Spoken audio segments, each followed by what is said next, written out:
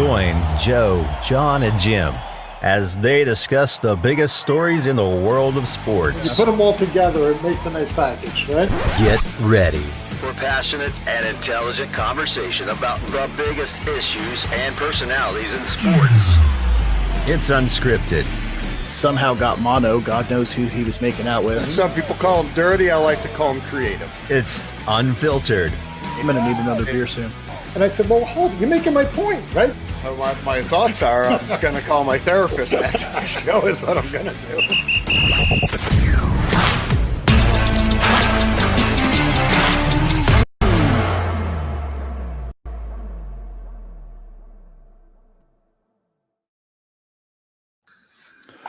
All right, what's up, Bean Apple fans? Back with John and Jim. Talk about what happened in Week 12. A lot of craziness, a lot of new first-place teams popping up that we predicted a couple weeks ago. Some massive upsets, and something that I'm massively upset about by the name of Adam Gase. So I'm going to dive into a little bit of everything, recap each game, talk about the high points, the low points, and everything in between. So get your questions in. Make sure you subscribe, hit that bell, set it to all, get all of our notifications. But please, more than anything, get your questions and comments in. Let's have a fun little discussion today about what happened in Week 12. So how you guys doing today? You ready to roll? Very good. Very good. Doing good. Good.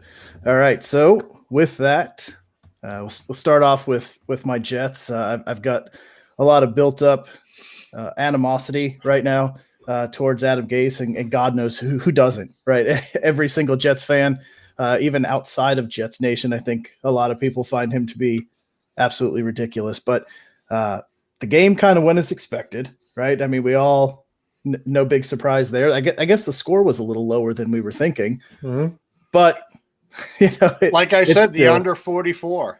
Yeah, I would have bet the under all day long. Right. And luckily the Dolphins took a knee at like the 5-yard line and didn't score another touchdown, or else it would have been even more than it is, but even more lopsided than it already was. But to get to the Adam Gase part, like this, I've said it the whole time. He still needs to finish out this season because we need that number 1 pick, because this team is just in shambles. It's just in complete disarray. But Adam Gase's press conference after the game was the most asinine thing I have ever seen in sports. Like, it should go down with the Herm Edwards and Dennis Green, Jim Mora level of press conference. Like, he had the audacity, right? I text you guys during the game about how the offensive coordinator, Darryl Loggins, was standing with his arms crossed, watching the game, bullshitting with other coaches. And Adam Gase has got the play card in front of him. He's calling in plays. You can watch him looking at the play card, calling in plays. So what does he do? He gets questioned about it. Some of the reporters ask him, like, what was going on there? Did you take play calling back? He's like, nope, same thing. It's been the last 4 weeks. He's like, well, we saw several plays where the offensive coordinator was just standing there talking to other coaches during the offensive drives. And what drives were those? I don't know what you're talking about. So they tell him, like, okay, this drive. Well, in the third quarter, we went to a 2-minute drill. I took the offense over for that. Okay, well, what about the other ones? Oh, well, so here's how the Jets operate. Darryl Loggins gives him 3 plays, apparently has them all memorized because he doesn't have a play card in front of him to have any of the plays. So he's got the whole playbook is completely memorized, which maybe he's got nothing else to do for the last 2 seasons. So maybe he does have it memorized, but he calls in 3 plays. That's it. 3 plays. And then he just sits back apparently and watches the game. Adam Gase then calls them in. And then after that, they're done, which makes sense because they go 3 and out almost every drive. So that's as far ahead as they plan. It's just call 3 plays, then we'll punt. First play, Adam Gore up the middle. That one already, you don't even have to call that in. He could realistically call in 2 plays and just punt the ball away. I don't understand how he's letting his offensive coordinator just get steamrolled for how this offense is operating when he's the one calling the plays. Like, this team took a massive step backwards with Sam Darnold this week. 3 points, 2 interceptions. He had an 18 QBR. an 18 QBR. First drive, 3 points. First drive. They go right there on 3 points. Yep. Oh, Yeah. okay, they get a shot? Nothing. No, and that's it. I mean, it's 3 more points than I thought they were going to score. I mean, it truly was. I said it was going to be 34-0. I think. Yeah, I think Yeah. you did. I 31. didn't think they would score anything. I mean, they're awful. They're terrible. This is like one of. Was there another team that went 0 for? Was it the Lions? The Lions and Yeah. the Browns. Yeah. Lions and the Browns both went 0 for, right? So, Yeah. and the Jets look worse than both of those teams when they went 0 for. They are worse. Oh, yeah. Oh my God! Statistically, It's they're not worse. even like a football team out there, No. and they have talent. I'm telling you, it starts with the coach. And I understand why they're not firing him. They want that number 1 pick. They don't want to fire Gase and then pull a couple of wins out of their ass and then end up with 3 or 4 or something. Right. That's what I they did kinda last year. Right. So Not firing him, but not firing him, but still, it's wow. I thank God there's no fans in the stands because he'd be gone already. And Joe, you would probably shit in bricks because who knows, they may actually pull a game out because they and want to that's play what I'm for scared somebody. of. Yeah. That's what I'm afraid of. But right now, the Jets have a negative 170 point differential. Wow, seen that's that. what John called. John called that. Negative 170 could have been negative I 170. think you said 184. Yeah, you I called said it. 184. I went over. I lost it. It's probably right. I went over. It's getting there. It's getting, and I looked it up. The worst all time was like I think like the $78 or something like that at like 280, like a negative 280, which I don't know if the Jets will get there, but they're already like 20 or 30 points worse than the Lions were when they went over on the point differential. So statistically, they are scoring less, giving up more. So it's just really disgusting. But Sam Darnold I don't know how Joe Flacco is outplaying him. I was hoping to see something this week, something missing throws left and right. I mean, it was terrible. Some of the guys look good. Denzel Mims, he's looking like he's got a lot of talent. He's making some really, really nice catches, really contested catches. But Sam, he had 8 targets. He only caught 4 of them, and they weren't his fault. They were badly thrown passes. And he caught a couple that were badly thrown, and he missed. He couldn't even catch the other ones. So I don't know if it's fair to call it a target, but just led him way too far, overthrew him, underthrew him. It was just really bad. Sam I don't know if it's a confidence thing or what, but he's making mistakes. I mean, the interceptions he threw straight into double coverage. I mean, just rookie mistakes that you shouldn't be panicking like that. In year 3, you should see some kind of development, some kind of growth, and you're just not. So who's going to develop them though? Right. I mean, honestly, there's nobody there. You were talking. Hopefully they get a 2nd or 3rd rounder. They're going to be lucky for any takers because if you're going to draft a quarterback, which is what they're going to do, you want Flacco there.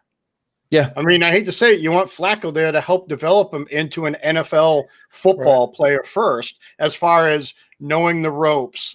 I mean, all the simple little things that it takes somebody to be successful, never mind on the field. So then have Flacco, have him learn the playbook, how to make certain reads, because Darnold isn't going to be that person. So, I mean, if I was them, I'd lock Flacco up right now for at least a couple more years. Maybe not as a starter, but hey, we're going to pay you like a decent backup. We need you to train either Shields or Trevor. Fields. Yeah. I think that would be the smart thing, because obviously Sam can't figure out the field on his own. So how are you going to expect him to say, okay, do this, do that? Maybe he's Tony Romo. Maybe he can go sit up above and call down what's happening. Yeah. I don't know. Maybe that's how you do it. But he needs a change of scenery, though, too. I mean, he really does. He needs a change of scenery. It's really, really bad. And the whole thing with I understand why they're doing it. I really do. But it pisses me off because everybody talks about Sam Darnold and how they did last year. And the second half of the year, they won 6 games. But they played I think, what was it? 4 or 5 of the 6 games that they won were against top 10 teams draft wise that drafted in the top 10. They beat, the Bengals. Right. They beat Yeah. Well, the Washington, teams they should have beat. The teams they Yeah. should have beat. Right. right. So they what was it? The Steelers without Big Ben, they managed to beat. They got steamrolled by the Ravens. I mean, yeah. So they I had wouldn't a say super- should have, Jim. I'd say could have. How about Okay. that? How about Okay. we say could have? Right. They Right. did. So And they did it somehow. They did. They it. did. Yeah. They did. yeah, so it was one of the easiest schedules that you could have asked for. I mean, just laid down it. The Dolphins they had twice, I think, at the end when they were a top 5 pick. Washington had a top 5 pick. Bengals were obviously the number 1 pick, but they lost to them. So super easy schedule on the backside. They just happened to win enough games to keep Adam Gase employed. Thank you, So- Shani. I just said that. Yeah. The Anyway, answer is no. No. So unfortunately, by having a super easy schedule and winning easy games, it made Adam Gase look like he knew what he was doing and had this team, turning a corner, which it was obviously bullshit at 0-11 right now. Smoke and mirrors. Right. So he got a lifeline thrown to him by one of the easiest schedules the NFL could have put together, and it worked out. It worked out brilliantly for him. But on the other side of that, and I know Jim, your brother's gonna. I'm sure he's beside himself that Frank Gore had 18 carries in this game. Oh yeah. 18 carries, 74 yards. Mhm. Sam Darnold had 2 carries. Yeah. Ty Johnson had 2 carries. Like, what are you doing? What I don't is know. happening? And the best was the 4th down, right? So they go for it on 4th down. So I'm watching the Giant game, Giants and Jets, both on at 1:00. It goes to commercial. I'm like, let me watch this comedy over here on CBS. So I put Channel 2 on, and it's 4th and 1. And what did he do? Handoff. Gore runs right into his own lineman and goes down. yeah. He loses 2 yards. And I'm like, of course that's the play. I mean, when is that not? That's the play on every down. Right. Run And the they ball knew right it. into the line. You put Frank Gore back there. Of The course. defense knows what's happening. I mean, the defensive linemen, they came through that line like nobody was standing there. Like That's right. they could have potentially just taken the ball out of Sam Darnold's hands. They were so deep in the backfield on that play. It's like It's just, I mean, it's hard. In my mind, it's hard to be shut out in the NFL. It may be even harder on your first drive to go down and kick a field goal and then you can get something by accident, right? And to not even get another point the whole rest of the game. How? Right. How? So yeah, in the series against Miami this year, the Jets scored 3 points in 2 games. How is that possible? It's I don't like, know. I mean, I don't know. You guys want to see my shock face? Yeah. Is that I mean, honestly, they're terrible all year long. All year long, they've been awful. You guys have been calling this the whole year that Gase will be gone, and I mean, I didn't watch any of it because I mean, I had it on Red Zone for a little bit, and there wasn't much from that game. It was on Red Zone. No, that's what I mean. They were never on it. The 2 Ryan Fitzpatrick's touchdowns were on the Red Yeah, Zone. that's about it. But what I was pissed off at, Joe, you called it. They kneeled it at the 5, and I had Fitz in both my fantasy leagues. Yeah. Wow. Yeah. On DraftKings and in my Yahoo league, not not in ours, but a money one, and it killed me. It destroyed me. That's the thing, right? Does Sam have the hard count in his arsenal? No. Can he draw the off? No, he can't do anything. No. It's right. So they're 4th and 1. You think they make him jump? There's the question right there. Right. Right. No, he couldn't even do that. He couldn't even get them to jump when Because- he knew it was going to Frank Gore. Yeah, Right. because all they do is run a static offense with everybody standing still and not, Right. you need that movement. You need wide receivers crossing. You need people moving around to get that jump. If everybody's just standing there, why would the defense jump? Like you're not going to. You need that confusion. You need that action to get somebody to get itchy, and they just can't do it because Adam Gase is definitely going to go down as one of the worst coaches in history. And in one of the forums in our support groups, Jet support groups that I'm a part of, I brought that up. Like this year, like 2020 is just what an epic year this is. Just all around. Just one for the ages. You're never going to forget this year. But I can't wait until the day, and I hope it's years. I hope it's 20 years down the road when Joe Douglas is not I hope he's successful with the Jets, and 20 years from now he hangs them up and we actually have something go right. But They won't be. Don't worry.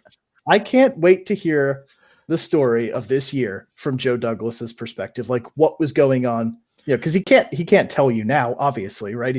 He's in year 2 of a contract or year 1.5 of a contract, but the turmoil that has to be going on back there, the with him and Adam Gase and the ownership, Woody Johnson being the United Kingdom's ambassador and his brother stepping in and making terrible hirings because he's the one who hired Adam Gase. So just absolutely terrible. And I can't wait for like the tell-all story. It's going to be must-see TV when we find out what happened this year in the 0-16 season of the New York Jets, from like the behind the scenes, how they operated. I can't even imagine being a fly on the wall in the GM's office, like ownership, all that stuff's got to be absolutely crazy. So, I mean, what is he doing? Every time they show Douglas on camera, he's up in the box playing Tetris on his phone, right? I mean, I don't know what he does up there, but he's always looking down at his phone. His fingers are going. I don't know what game he's playing. Maybe he plays something else. I'm just saying Tetris, but right, probably Candy Crush.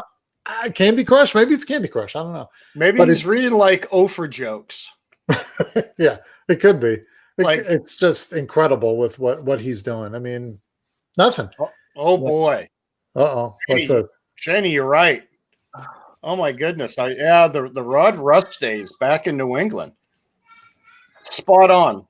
Rod Rust. Exactly. Look up Rod Rust as a New England Patriots coach. Whew. Yeah. Oh, it was brutal. It was some of the worst football. That was back when we couldn't watch them on TV because we didn't have cable. Right. And when you have to sell out like 60% of the seats, blackout, and they never did. So I had to watch Dolphin games all the time, Giant games, all the Cowboys. Never ever before the cable age did we ever watch Pats games. But yeah, I actually did. I saw there was some kind of ad that came through. I think it was on like Facebook. Stop drinking. Stop drinking. I don't know what you're doing down in Florida, but please stop drinking. What does that say? I got my glasses on. What does that say? Wow. 3 years Super Bowl contenders. I like it. Joe's on board. That's I would love it. Dumbest things I've ever seen on this show. Jets Giants Super Bowl in MetLife. Mike, I wish you were on. And Shady's talking about Rod Rust. Rod Rust makes Gase look like Belichick, and he's true. Just if you're bored, Google Rod Rust. There's a reason why he was gone after a year.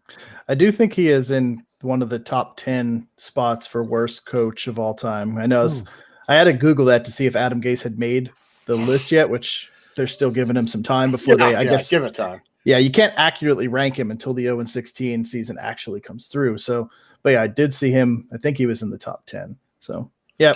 Not good, but you know what? We all go through bad times. The Patriots went through it. Look, they came Wait out. a minute. So, what did you say? Patriots bad times? Yeah. So real quick, a couple days ago, what did you guys predict the Pats game? Let me cover my ears. Hold on.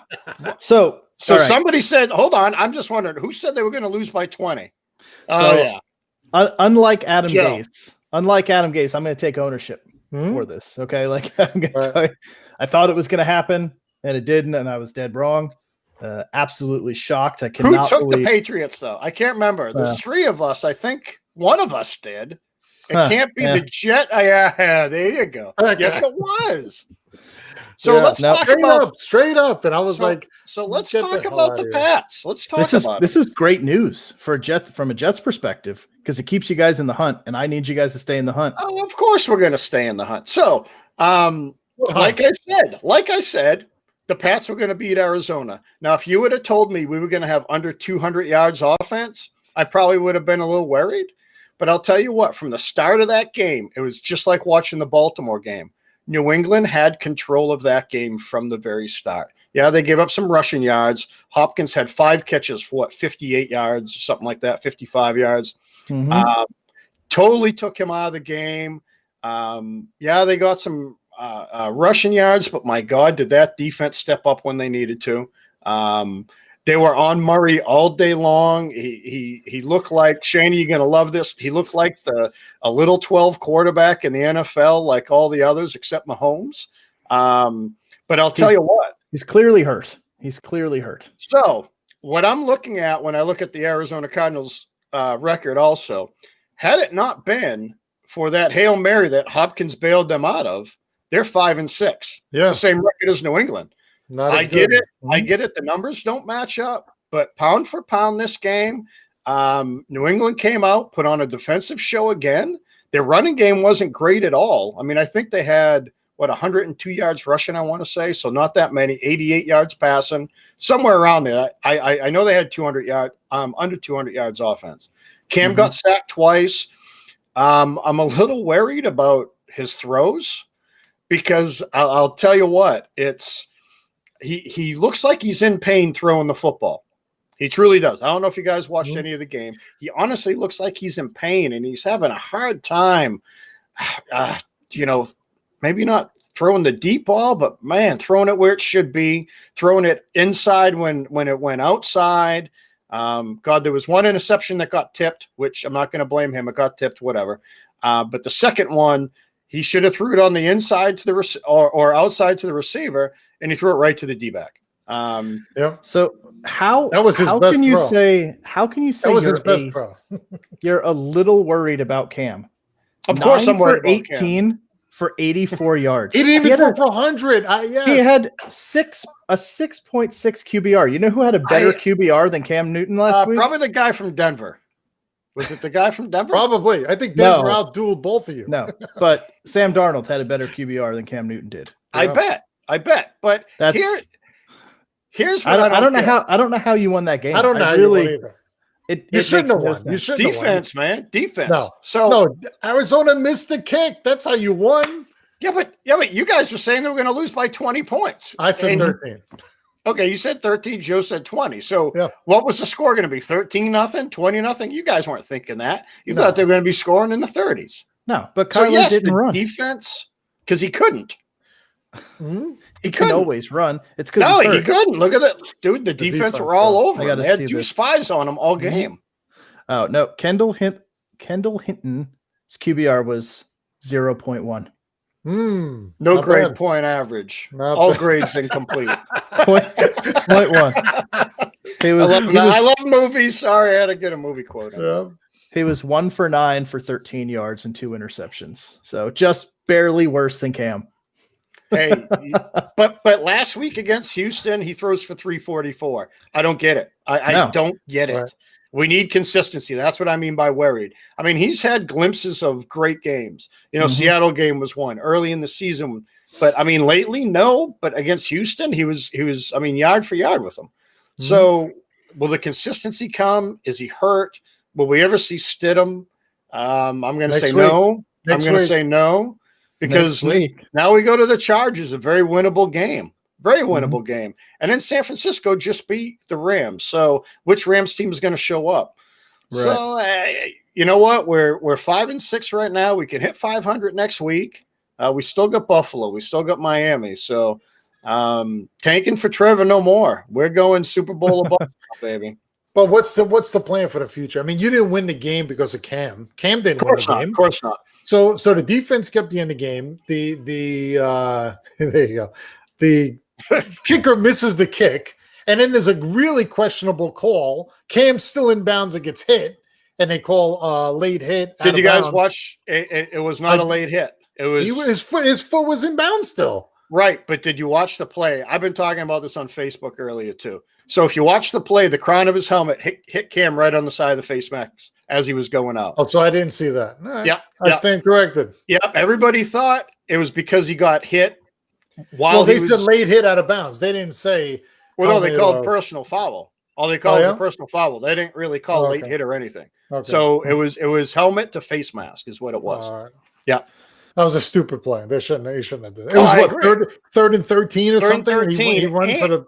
And he got the first down. So he got 2 yards past the first down and then the 15. And then we were able to kick the field goal. So, I mean, right there. It was, to me, it was a great play. Thank you for being but he was a rookie. Rookies make mistakes. Sure. But I told you guys, Bill wins these games. He does. Yep. He just wins them. He knows how to shut them down. So it makes me wonder, how good are the Ravens and the Cardinals when you guys beat both of them? Mm-hmm. How good are they? I mean, are they Super Bowl bound? Are they play? What kind of teams? I don't know. It just certain games, Bill will always win. And I even said it. They're going to win because they shouldn't. On talent, talent-wise, on paper, they always do. They've always won these games. Always, always, always. Mm-hmm. I don't know. Well, maybe it was that early game on the East Coast thing that threw Arizona off. Hey, that's another one. They didn't look right. It just the flow of the game wasn't right. They weren't doing what they normally do. They weren't operating in a high tempo, high offense, high power. It just seemed very flat, very slow. Like nothing was really coming together. It was not what you see from every other week.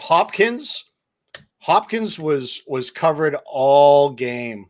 I mean, he had nothing, absolutely nothing. He could not get an inch of separation. An absolute inch. Still had 5 for 55, which was better than every receiver on the Patriots. That just I think Myers had like 5 for 52. Yeah. Hey, so like I said, so Myers is playing to an elite level. Hey, I'll tell you what, I'll take no passing yards if we can win. I don't care. Yeah. But it's going to scare me when we have to score points. Like in 2 weeks. In 2 weeks, we're going to have to score points against the Rams. Mm-hmm. Yeah, that's gonna be a game. But we're gonna be in LA for 2 weeks. So we're gonna be accustomed to that. So I mean it's every once in a while things work out the way they should. Now whether or not we're gonna catch Buffalo, I don't know. Buffalo doesn't have a very rough schedule left. So that's the only bad part. Even Miami. I think Miami looks like the better team. Yeah. To be honest. I mean, and I don't know. They didn't look great yesterday though. They did not look great, but maybe it's the fact that Fitzpatrick was sitting on the bench for the last 3 weeks and came in, didn't have that energy, but it still wasn't a tough game for them if he's getting back into, and it looks like he's going to be in for a couple games now. But I think they're going to be, because Buffalo is very inconsistent. Every week it's, up and down. You don't know what they're going to do. Right. So so Miami finishes. They got the Bengals this week. That should be another win. Then they got the Chiefs, the Patriots, the Raiders, and they close out at the Bills. So, they got a 50-50 matchup there coming up, to close things out. So their fate is kind of in their own hands at this point.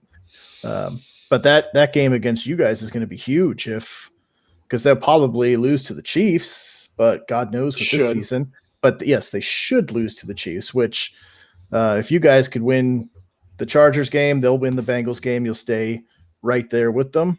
Yep. They lose the Chiefs. If you could beat the Rams, now you're one game back and playing each other. So I don't know. Well, I'm just glad that there's still a chance. Honestly, I'm trying to hold on.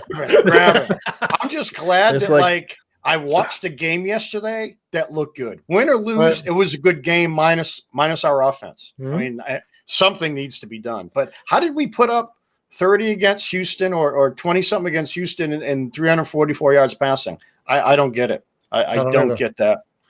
I can't figure that team out for nothing. When I got picked in any of them pools I'm in, I can't figure out what to do with the Patriots ever. Yeah, it's hard. It's hard. But I'm telling you right now, don't bet against them next week. Okay. In fact, I want you guys to, because I want to go up another game on Joe. I'm going to take the Pats when we do that show. I'll make sure. I want to hear you say they're going to lose by 20. Let me write it down. Take Pats. Let's see. So the Jets got the Raiders are coming into New York, which kind of makes me nervous. I wouldn't worry about them after yesterday. Yeah, I mean, after they scored 3 points, schedule, right? It's a weird schedule. Disgusting. They just came to Buffalo.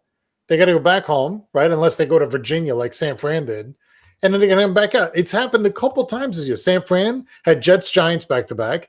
Then I think Seattle has Philly tonight. Then the Giants go out there to Seattle next week.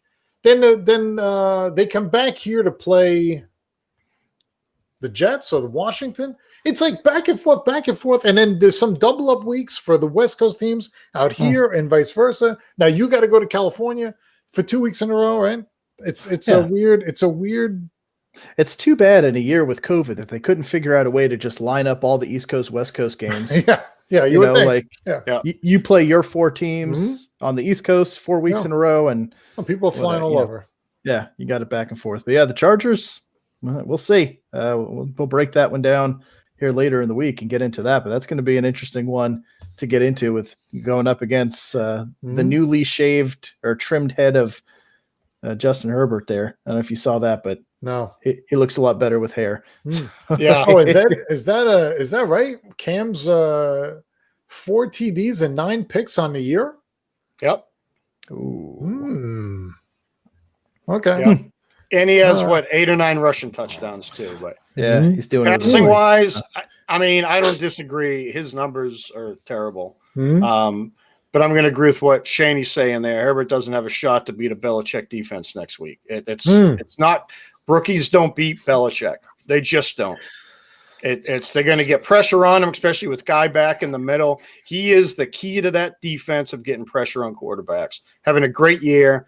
And I'm telling you, Keenan Allen will be covered all game long. So maybe look for Mike Williams, Hunter Henry, maybe. Austin Eckler's back. Eckler, but he's been shelved for so long, man. He's going to need time to get into game shape. But I still think you're going to see probably their tight end, which can be covered by, I don't know, maybe a rookie linebacker from Michigan there. I don't know, but we'll see. And I'm telling you, they're going to win next week and be 500. I hope they blow my 7-9 prediction out of the water.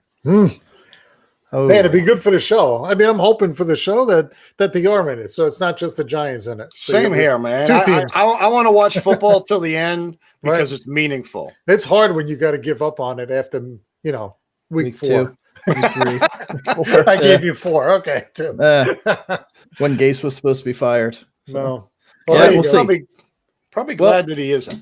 New England's got at least one win left last week against the Jets. So there's 7. That's what I mean. So let's see them blow that out of the water. So we'll see. 5 if they win this week, and the Rams, Dolphins, Bills, Jets to finish out. So talking about fate being in your hands, you beat the Chargers. However, the Rams works out, you've got 3 division games after that. That's gonna set it right there. That's gonna be interesting the last 3 weeks to really get into those discussions and kind of see how everything's shaking out in the East, because Dolphins are coming up. Bills are cooling off. Patriots seem to be heating up a little bit, so I'm excited to see that. But speaking of people moving up to the top, G-Men, little tag there. G-Men in first place. Hell yeah! How did I tell you? Didn't I tell you? I told both of you. When did we call that? Week 4? Was that week 4 that we predicted? I think it was in July. It was early when the Jets and Giants were battling for the number 1 pick. Yeah. If you remember that way back, I think that was like week 3 or 4. We were talking about in the next 4 weeks, 5 weeks that they were going to climb up. They hit a couple of road bumps there, but here we are. Being teams that they should beat, right? First place. The Bengals with Brandon Allen at the helm. What was the score of that game? So did we get the W? What was the score in your game? What are you talking about? Hey, I'll take 2017 over the Cardinals. So 1917, right? So, and our quarterback got knocked out. So we played with Colt 45 McCoy, right? So, and you better get used to that. Well, I don't know. He's going to be out for a while. Right. He's going to probably be out against Seattle. So there's not a lot of hope in that game anymore. But was there ever? Yeah, for this guy right here, there was. Of course there is. Yeah, I'm just giving you shit. Yeah, no, hey, I mean, so really, it's the Giants, right? So Giants' first drive. So I'm guessing neither one of you watched it because we were all on at 1:00. It was blacked out. They didn't have enough fans. So first drive, Giants go right down the field. I mean, a 53-yard pass to Ingram, beautiful pass, beautiful catch. Get down, and Goldman punches it in from the 1-yard line. Goldman had some really nice runs in the first half. So we go right down the field, drive down, score, and then, unfortunately, kickoff to this kid, Brandon Wilson, 3 yards deep in the end zone. The kid runs it all the way back, right up the middle. It's like we parted the Red Sea. Boom, gone, all the way. I couldn't believe it. So I thought, well, the only good sign is the defense is right back on the field, right? Because they just had a long drive. They did some up tempo. They weren't doing a lot of changing out. I said, okay, hopefully we'll tire the guys out and whatever. But not a lot of offense after that. I mean, Gano had 4 field goals. It was field goals back and forth, score tied, not a lot of scoring at all. And then Jones runs and takes the knee to the thigh, hamstring, whatever it was, and goes down. And as soon as he got hit, he grabbed it. And I thought, oh, come on, don't tell me. And then you could see he was hobbling. I can't believe they put him back in. He goes under the tent. They check him out. They put him back in. He was like the Statue of Liberty back there. He calls hike, and he's standing still. He's not even moving, and he just, with all arm, throws the ball and just falls and is like, come and get me. I can't get up. But, I mean, just brutal that they even took that chance at that point. I was surprised. I mean, McCoy came in, threw a couple of passes, one to Golden Tate on the sideline, another one to Slayton, I believe. You know, and I don't know the height of him. I got to look it up, but he looks short. He looks like everyone's bigger than him on the field. I don't know what his height is, but yeah, I mean, you know, but again, like I said, they did what they should have did. I mean, the Giants had 386 yards, and the Bengals had 155, 115 passing, 40 rushing. So they didn't really do a lot. I mean, they intercepted the Allen, couple of fumbles, a couple of takeaways they got. I think they tried to do a lot of disguise and trick him a little bit because, again, he doesn't have a lot of experience back there. And they did what they needed to do, and they came out with the win. Even with McCoy having to come in to finish the game out, they held on and got the win. And that's all that matters to me. So I got a question for you, Jim. We move on to Seattle. Sure. This is an opinionated question for you. So Golden Tate cried a couple of weeks back about not getting enough balls thrown at him. Yep. So last night he had 9 targets in a not very pass-friendly game. Slayton had 2. Yeah. I don't know. I mean, is that why?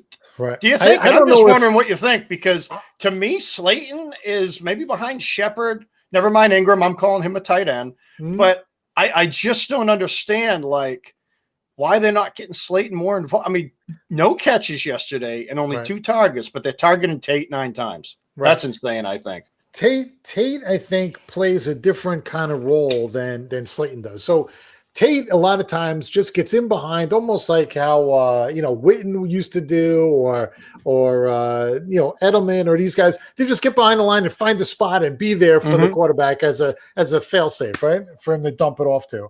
And that's kind of what they've been doing. They need a couple yards for a first down. He gets right to the stick. He stops. He gets the catch him right there. Where I think Slayton is going for bigger hits, deeper shots. Probably he's getting more double teams. Nobody's double teaming Tate. So Tate can get open against one-on-one and get the short. Because see, if you look at Tate's yards, he may have 9 attempts or 5 completions. And what does he have? I mean, 25 yards. I mean, he's not right. That's what I mean. It's not all like short he's. Stuff. It's not like he's demanding, or I shouldn't say demanding. I mean, he had 4 catches for 36 yards. All right, but 9 targets. So 9 yards. Yeah. Right, so 9 yards. I mean, which is probably one was deeper, and the other ones were 3 and 4 yard shots. Yeah. But I think that's really what it is. It seems like Slayton's not getting open. I mean, because I agree, he is the number one. He's the weapon, but he's probably the deep threat. And I don't think the line is playing better. So it's not like he has to hurry up and throw the ball because he's going to get hammered every play. But it just seems like he's just not getting open. Maybe he's not getting the separation. Maybe, or being able to break away and get open and draw that ball. But I think it was the week before where Jones threw to Tate and to Shepard and just spinning in the air catches. I mean, both guys, it was one-on-one, and both were back shoulder spinning catches, great catches, and great passes too. But yeah, for some reason, Slayton hasn't been the guy to go to. And I don't really know what it is, but my guess is double team and he's not getting open. Yeah. Yeah, which in the beginning of the year, we thought he was going to be the go-to on this team, and he's completely disappeared almost. I mean, it's sad. He is Slayton is only 6'1", but Sterling Shepard's 5'10". So yeah. Yeah. Right. And Shepard probably had more catches, right? And Golden Tate's 5'11", so got a bunch of short receivers running around there in New York. But yeah, no, that was shocking game. And like I was asking on Twitter, is who's the quarterback for the Giants next year? Like, is Daniel Jones doing enough to be convincing that this is your guy going forward in year 2? I mean, I don't know. I'm curious. I didn't get a big surprise. I didn't get much response on Twitter, but curious of what your thought is, and the guys that are on here watching, like, what do the Giants do? Are they sticking with Daniel Jones? Is he showing that progression in year 2 that you want to see? Because to me, he's just kind of muddling around in the middle. Kind of there. Yeah, I think yes, they stick with him. I think hopefully Barkley comes back next year, and if Jones is able to be able to play off him and play action, and instead of handing off to him, he's running around the other way. You got 2 guys that can run now, and then you got Goldman as well. I mean, yeah, I think from a running aspect and from passing, I think he does come back. Yeah, I don't think we're not looking to start over again. No way. No, I don't see them looking to draft a quarterback to replace Jones. No. I've actually seen 2 mock drafts online, and I know we can take those with a grain of salt because they don't know, but both of them had the Giants taking a quarterback. It was just kind of weird. Like one had the one from North Dakota State, and then the other one had the kid from God, where is he? Is it BYU? Yeah. Yeah. I can't remember his name, but no, I don't think North Dakota State. I mean, I was just kind of surprised that they both did that. You know what I mean? That both mock drafts had the Giants doing that. So, and what would be interesting is, like you said, you get Saquon back next year. You got Daniel Jones. If you spend your first round pick on a top wide receiver, now he's got weapons in the backfield. And he's got a real true number one. Get somebody that's 6'4", 225 that could go up and take a ball down and beat people on routes. Because right now you got a bunch of short guys running around there that can't give him that extra help that he needs. Right. He's got to be precise with his passes. Those guys have got to be able to beat coverage, and they're just small. I mean, or maybe go after a free agent that's that's 5'10", a proven receiver. Yeah. There are a lot of wide receiver free agents this year. I think that's the better route. I think that's the better route. Yeah, well, it's easy to spend money. You know, I mean, it's easier to spend money than a draft pick. You gotta. I mean, who knows if they ever pan out? I don't know. I'd go after a proven starter somewhere to get him not only Barkley out of the backfield, and who knows, maybe that's what Slayton needs. Move Slayton into a slot or something where Tate is. Right, Tate's not going to be around. Yeah, Tate's not going to be around. So move Slayton into the slot. I mean, I know he's an outside guy, but if you got Shepard on one side, you got a free agent wide receiver on the other side. You got Ingram, Barkley in the backfield, and then Slayton in the slot. My God. That could be a high-powered offense. Oh, very well could be. We get another offensive lineman. The defensive line's coming together now. Lawrence and drawing a blank, 97, 98, 99. Those guys, those 3. Williams, Leonard Williams, one of your boys, right? Yep, yeah. They're all starting to gel, so I think that's better. Maybe we get a pass rusher there too, and somebody on the O line.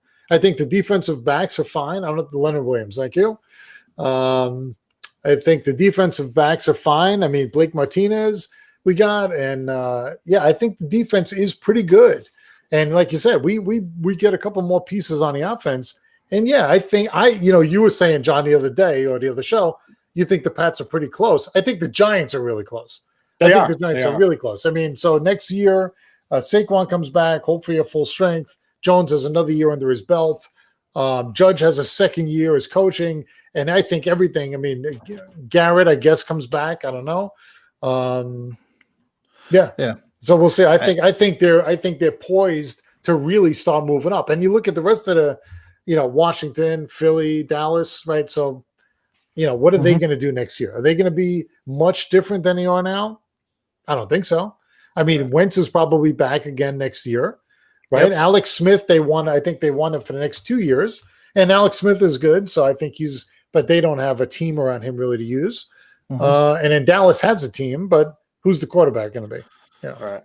Yeah. And so talking about the wide receivers, like listen to the talent that's going to be available in 2021. Will Fuller, Allen Robinson, Corey Davis, Tim Patrick, he's okay. Chris Godwin, Juju Smith-Schuster, Curtis Samuel, Damari Bird, Keelan Cole, Aguilar, Travis Fulgham, the guy who's breaking out there. Forget about Aguilar. Let's see what else. T.Y. Hilton, AJ Green, Bashad Perryman, Kenny Galladay. We'll show Perryman how to catch the ball. Bring him over. Tell him to change lockers. He's doing good. You want Godwin out of anybody. You want Godwin, and Godwin's probably the easiest to get with all the guys they have down exactly. there. Alan Lazard up there in Green Bay. Yeah. Sammy Watkins, nice middle guy. Antonio Brown. Too much. Nope. Let's see who else. Now I'm getting pretty far down, but I mean that list of wide receivers is insane. Maybe Mohamed Sanu could come back to New England. He'll be a free agent. No. Do we have to give up a second rounder? Not in free agency. No. So yeah, I mean that list is huge. Just the talent. I mean, you could grab two of those guys, and with the salary cap expected to go down next year, those guys obviously contracts are going to go down equivalent to that. So I don't know. I know like New England's got a lot of money. I don't know what the Giants' financial situation looks like for cap space, but the Jets have a lot of cap space. Patriots have a lot of cap space, and there are some excellent young wide receivers hitting the market. Now, who will be franchised? I don't know. I'm assuming a couple of these guys will get a franchise tag thrown on them. But that's a lot of money for a wide receiver. You're talking $19 million. That's why I don't think a lot of them will be. I mean, if you look at some of those teams like Tampa, I mean, are they going to pay him $19 million next year? Yeah. Ooh, I don't know, man. Yeah. AJ Green is making $18.1 million this year, almost $18.2 million on his franchise tag. Yeah. And he's not worth $18 million. No. I think they did that just to help Burrow out. Me and my son-in-law were talking about that even before the season. They were probably a little bit worried. I mean, who would have known T. Higgins was going to play the way he was and Tyler Boyd was going to break out. So I kind of thought that was a little much, but since he had the money anyways, they were way under cap anyways. So and the AJ Green of prior to being injured was great. He was a top 10 receiver. So why not give Burrow somebody to throw to, a known guy to throw to? Right. So it's going to be interesting. I mean, you talk Godwin about to New England. The Jets are going to be dropping money on wide receivers, especially if they get Trevor Lawrence. They have got to get you let Brashad Perryman go and you grab Allen Robinson, Juju, Godwin, somebody of that stature to throw to with Crowder and Mims. That's not bad. That's not bad at all. So very interested to see with that wide receiver class that's coming out, man. So there we go. Giants only have $17 million cap space. Well, that's all their rookies. Yep. Yeah. And plus the salary cap. Look at Jets. Go down. So what did the Jets get? 80 million? 80 million, Pat's 64. And from what I read is, with a couple of the cuts that the Jets are expected to make should push them close to 100. So we'll see about that. But yeah, that's in a year where, and that's the other thing is they were talking about that with the salary cap going down, that a lot of teams are going to have to cut players or restructure. If they can't restructure contracts, they're going to have to cut players to get under the salary cap. So who knows? You're going to have some high priced players that probably are going to say, no, I'm not going to take a pay cut and go to somebody that's got this willing to pay. Right. That's got some cap space that can pay them. So who knows who's going to hit the market? Because there's some teams that are like, what was it? The Saints are like way, way over the cap, massive. And obviously Drew Brees is on, I think a 1 year. So that's I don't know how that's going to free up, but I mean, there's some teams that are going to have to let some players go if they're not willing to take a hit. So that's going to be interesting to see. I'm excited. Thanks for that info, Mike, even though you're a Jets fan. Yeah. But, smart, but he, like everybody else, enjoys the misery, I guess. So anyway, so hold on. I got it pulled up here. 2021 cap space. The Saints are $93 million above the cap right now. So they're effective. How does that happen? Yeah, their effective cap space is plus 98 million. So the Saints, Eagles, Falcons, Rams, Steelers, Packers, Chiefs, Texans are all 10 million or more above the salary cap, and then the Vikings and Raiders are 8 and 6 million over. So that's what I said: 4, 6, 8, 10 teams are over the salary cap right now. Well, Falcons will probably be dumping Ryan, right? Oh, I don't know if they can. I don't know how you can. I mean, so actually, what did they score? 40 something points yesterday? Yeah. Mhm. What happened? How? So what's his name? Gurley's out. Jones is out. Julio Jones, and all of a sudden they light it up. How? I think their defense scored too, but still, they scored 44. Yeah. But they did have a pick crazy. six. It's crazy. How about in Carolina, where that same guy had back-to-back fumble recovery for touchdowns? Did you see that defender? So back-to-back plays yesterday. Oh man, you guys need to check this out. Back-to-back plays. Back-to-back plays. So on defense, there was a fumble, grabbed it, ran it in for a touchdown, I want to say.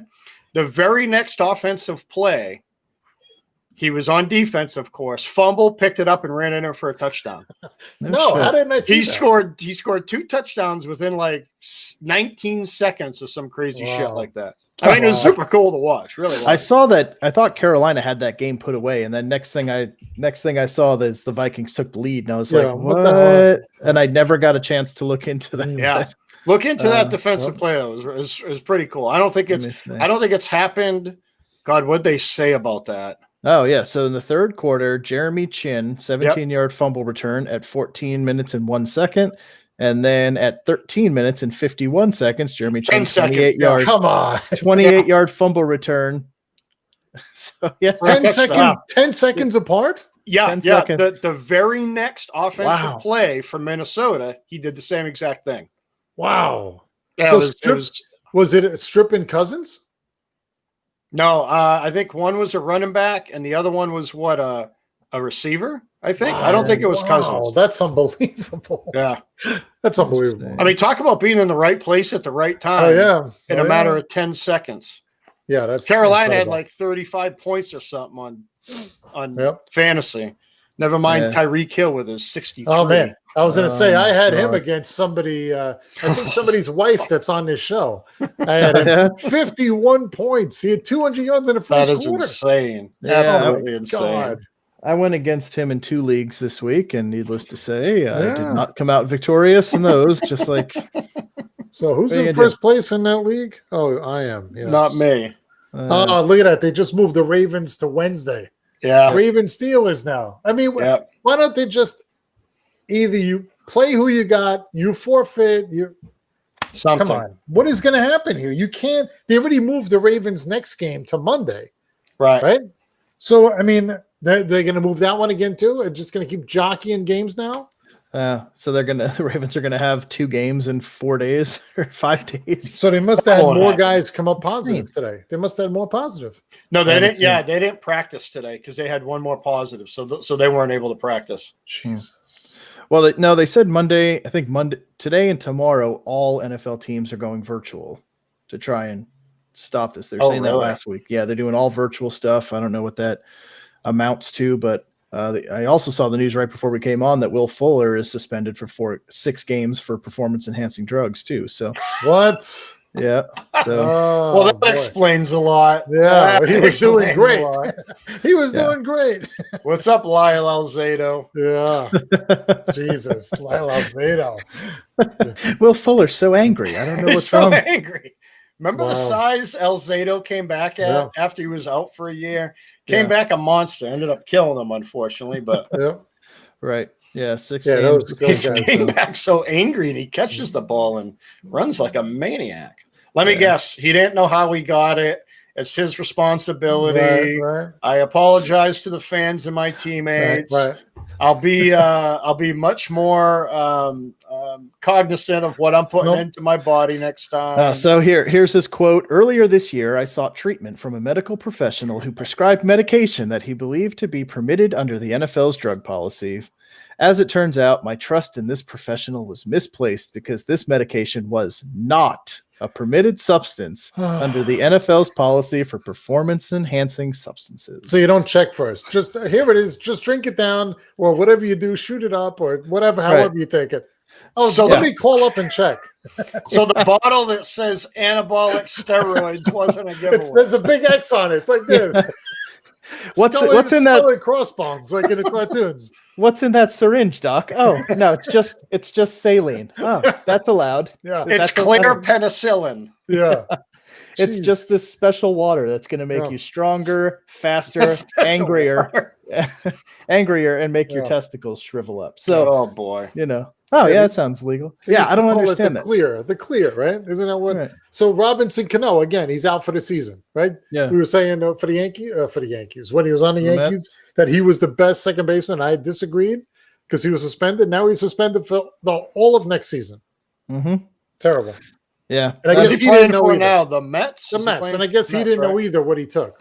Right, twice. I mean, 7 times he just doesn't know. Right. I don't understand that. I mean, John, me and you being in the military, like if there's a question in my mind, I just don't get near it. Like, hey, you want one of these brownies? No, right. What's in it? I'm not sure. I'm not sure. I don't want it. Well, I was in Japan when the Mark McGuire, Andrew, whatever that was. The Mark McGuire steroids, and they're selling it in every Air Force base known to mankind. So we're all taking it at the time because it was legal.